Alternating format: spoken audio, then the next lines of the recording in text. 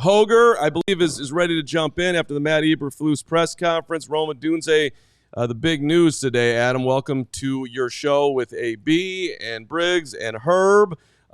Start us off with what you heard from Matt Eberflus in addition to Rome. Yeah, I mean, first of all, you guys got it rocking and rolling today. This is awesome.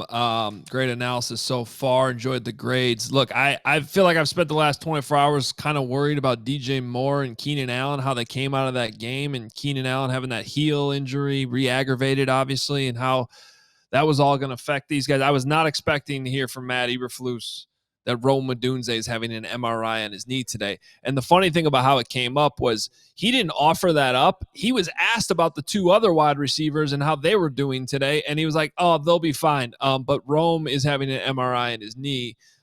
Please, coach, tell us more. That sounds not really good. And it does. I mean, shout out to Kevin Fishbane who found the video. It's late in the fourth quarter. It was that play to Velus Jones out to the right, and he kind of got tackled from the side and got tackled into Rome, who was blocking for him. And it was one of those hits to like the side of your leg when you're blocking. Yeah, it kind of flew under the radar yesterday, obviously, but it doesn't look good on the replay. So I guess they're all crossing their fingers right now and hoping that MRI comes back with not too much damage, because that would be a huge blow right now for week one. You can't cut Velus. Well, Velus looking real nice right now. He hurt everybody. I mean, there's no immediate replacement here, and I don't want to go down that road. Hopefully he misses a couple weeks or no weeks at all. But I'll just ask a question to everybody here, and Adam started. Do you think they go outside the roster if they indeed lose Rome for a period of time, or do you think they look inward? Well, they do have some. I mean, let's not forget that Colin Johnson, had that preseason game that, and then he got hurt. That's the only reason why we didn't see him the rest of the preseason. So he's on the practice squad. They got Samori Toure from the Packers. He's on the practice squad. So, they'll probably end up bringing somebody in at least to the practice squad, but I don't know what type of major acquisition you're going to make at this point if it's not a trade. And I don't think that's, going to be necessary unless, we hear really bad news on Rome. So let's just give it some time here. I do think that, Tyler Scott being inactive, he would obviously jump up and be active again. And then you kind of have to work out how he fits in inside, outside versus, Keenan Allen, who's obviously more effective from the slot. They'd have to sort all that out. And don't forget, DeAndre Carter can play all the positions. He knows the offense really well. That's one of the biggest reasons why he's still here. Can you guys name somebody who, when they came into the league, had trouble catching the football to an elite level or even an average level and then was able to figure it out? Because I mean, if Tyler could catch the ball. Jerry Rice. Now we're going super tall here. I'm just saying, he had a lot of issues his first year catching the ball. He dropped the ball a lot. Jamar Chase dropped the ball a lot. But okay, I mean, people do it. I mean, it's a part of it's almost like a part of the job. Nobody catches everything. Right? I'm just saying, if you want to be optimistic about Tyler, he can get open. Yeah, he's just had a hard time holding on to it. We got jug machines, man. Get on that jug machine. 200 a day. Yeah. Let's go. It was also good that he got all those reps in that Kansas City Chiefs game where he was playing all the positions, right? They was short on receivers. He played like every snap in the game, but he was also playing inside, outside. I think they know, even as the fourth receiver, or he's going to be the fifth receiver, whatever, you got to be able to come in and play all these spots depending on who needs a blow. Yeah. Brandon Marshall. Yeah. Okay, so we got a good 100 footballs, catches 45. Just putting it out there. You got to put in the effort. You got to put in the work. Okay. So all right. I might have inflated that a little bit. But. Yeah, but that's fine. That's fine. Hey, Adam, I know you math on that one. Yeah. Well, Hoge, I know you did some rewatching here. Any big takeaways from Caleb, the O-line, or anywhere you want to go, really? Well, I'll share with you what Flus said, and then I'll chime in my own look at what I saw. But Flus said that he just thought Caleb's footwork was off. Overall, he thought the vision was good. Like he felt like he was seeing the coverages of what was happening on the other side of the ball. That really it was just kind of, if there was any issue with the timing, that's usually has to do with the footwork. And so that was their evaluation, at least looking back at the tape, that it was more of a footwork issue rather than, oh no, the lights came on and all of a sudden Caleb wasn't seeing things. He did praise him for taking care of the football, which, you know, if there was one positive, that was it, because that turned out to be the difference in the football game. Will Levis didn't take care of the ball. Caleb Williams did. And that's a huge reason why the Bears were able to come out with a win. I want to actually turn this a little bit more, because I thought the other newsy item that Flus had this morning for you guys, and I want to hear your thoughts on it. This is a right guard competition, because I think everybody was wondering why there's a rotation going on and what exactly is happening there. And I just think you know, Nate Davis is sort of in the Velus Jones doghouse, where I think you have maybe certain people in that building that are still championing him, and then others that are, dude, can you practice? Can you play? And I think that's where we're at right now with Nate Davis. I think that, you know, there were a couple plays yesterday that they were probably frustrated with in the game with Nate Davis.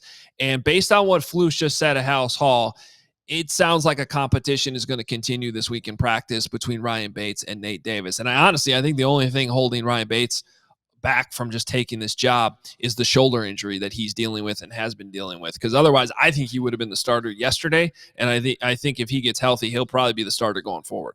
Mm-hmm. Hoge, do you got any thoughts about the possibility of him getting back into the center conversation, especially considering how Coleman looked yesterday?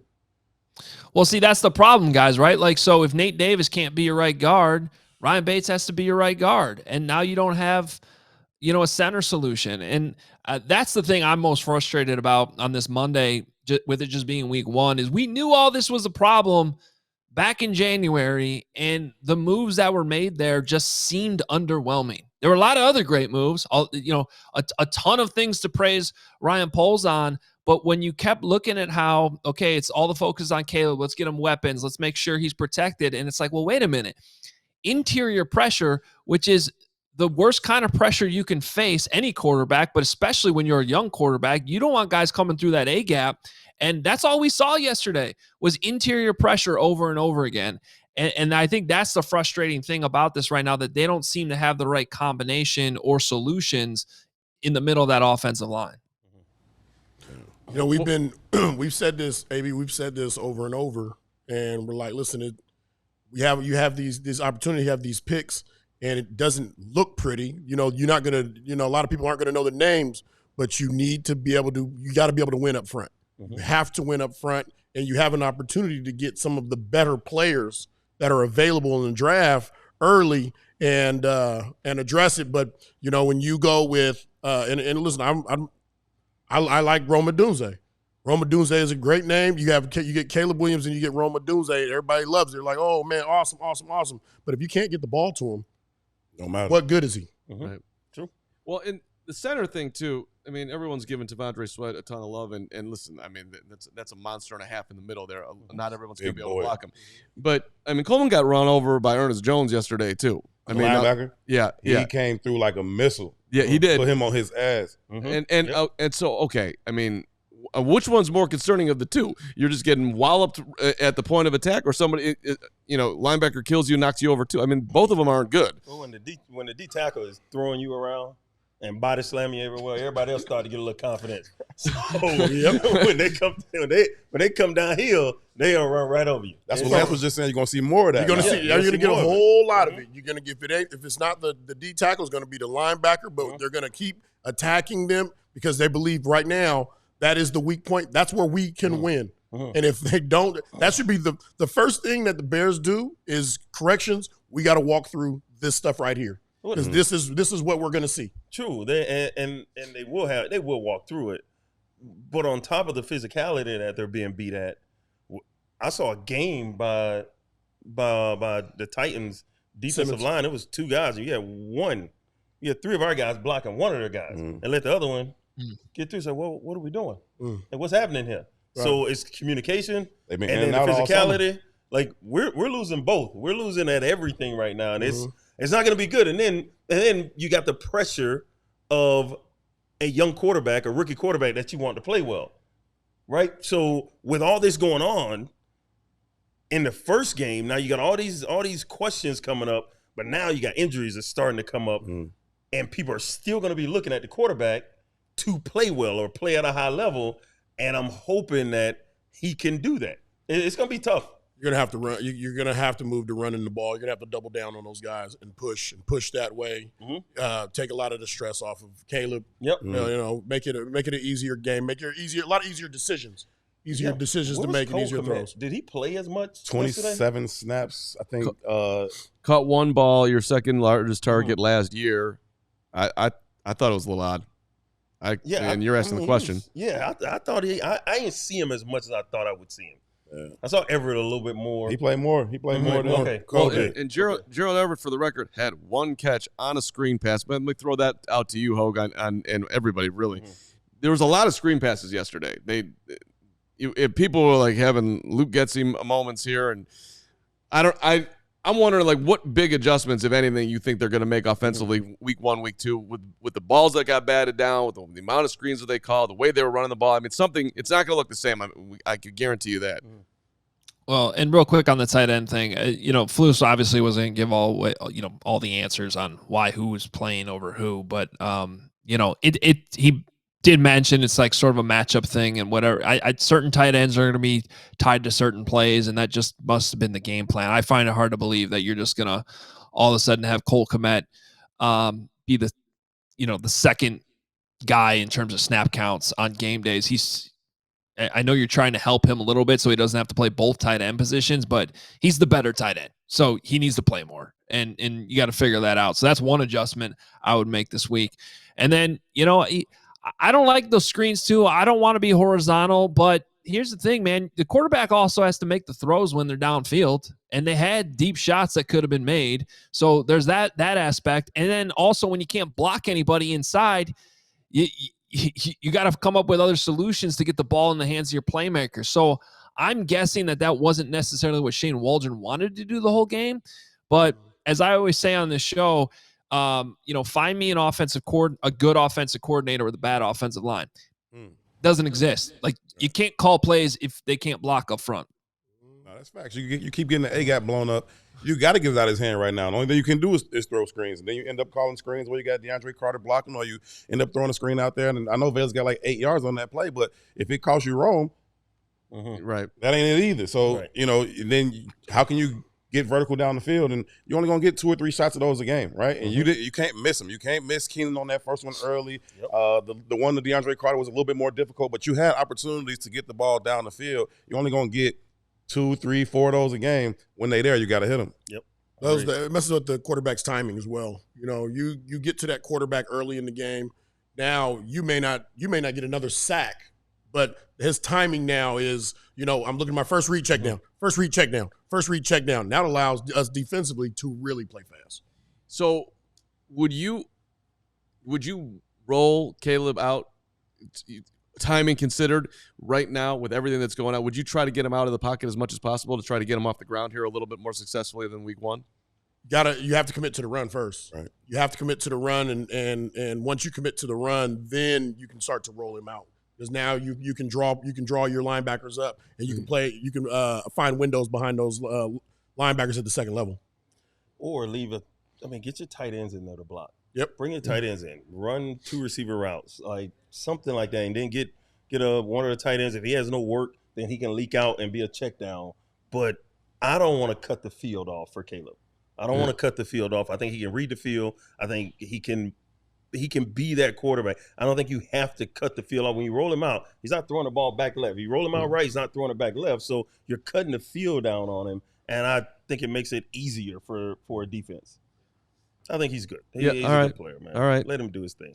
Adam, anything else before you get on out here? Go ahead, man. Yeah, I was just going to say before I jump out, just the possible O-line solution. I mean, I would get the center position right first. Like, you got to figure that out. Now, here's the thing sometimes we don't know is what's going on inside that O-line room.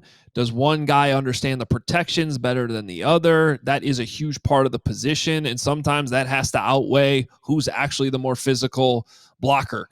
So I don't know the ins and outs of that, but if Ryan Bates knows the system and they feel, they did bring him here, they did trade for him to play that position first, then I think I would put him there if he's healthy. Again, a lot of ifs here. That's part of the problem. But if he's healthy and he can do it, I would put him at center and then figure out right guard second. You do have other guys on this team.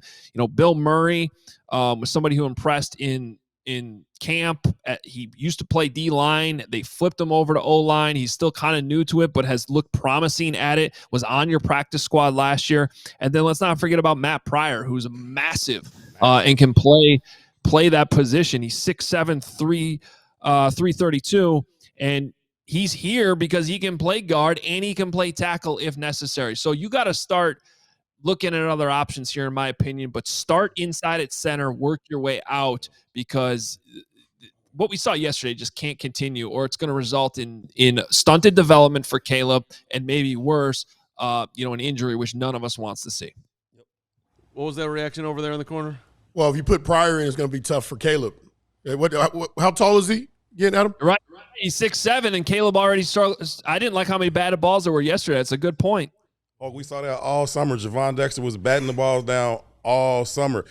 It's an issue, but he's never going to get taller. But he's also never been taller. So people talk about people getting to places and they 6. He always been 6'1". Correct. You know what I mean? So he was that in high school. He was that in college. That is what it is. Yes. Does it create problems? Absolutely. That might also be why he drops back so deep. Mm-hmm. He drops back extremely deep, which plays to the defensive end strength, those edge rushers' strength. Sure. However, he probably getting back so he can get better view. He's also gifted at manipulating the pocket too, and he can throw on the move. So he has the tools to overcome it, but it's absolutely an issue. I don't see it really stopping like that. You just hope they don't turn into batted balls that end up getting pick six. There you go.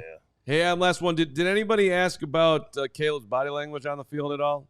The moments where you weren't at the press conference to read into body language, so no one asked it. Well, I'll be there Friday. I'm going to bring that back up when I get back out there.